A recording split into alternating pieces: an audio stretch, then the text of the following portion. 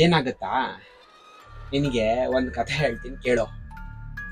ಒಂದು ಊರಲ್ಲಿ ಒಬ್ಬ ರಾಜ ಇರ್ತಾನಂತೆ.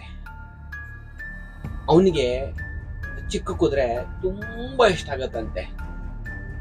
ಅದನ್ನ ಅವನು ಕೊಂಡ್ಕೋತಾನಂತೆ. ಕೊಂಡ್ಕೊಂಡು ಮನೆಗೆ ಕರ್ಕೊಂಡು ಹೋಗ್ತಾನೆ. ಅವನೇ ಸ್ವಂತ ಅದನ್ನ ನೋಡ್ಕೋತಿದ್ನಂತೆ.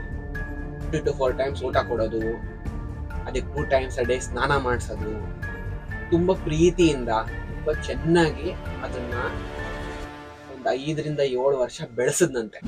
ಮಗ ಬಾರೋ ಇಲ್ಲಿಂದ ಹಾರಿದ್ರೆ ಏನಾರು ಆಗುತ್ತೆ ಅಂತ್ಯಾ?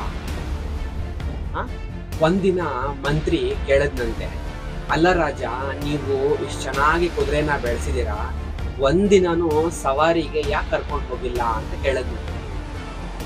ಅದಕ್ಕೆ ರಾಜ ಏನ್ ಹೇಳದ್ನಂತೆ, ಅದು ಯಾವಾಗ ರೆಡಿ ಆಗುತ್ತೋ ಅವಾಗ ನಾನು ಕರ್ಕೊಂಡು ಹೋಗ್ತೀನಿ. ಆಚೆ ನೀವು ಹೋಗಿದ್ರೆ ಹೆಂಗೋ ಗೊತ್ತಾಗುತ್ತೆ. ಕರೆಕ್ಟ್, ಟ್ರೈ ಮಾಡಿದ್ರೆ ತಾನೇ ಗೊತ್ತಾಗೋದು.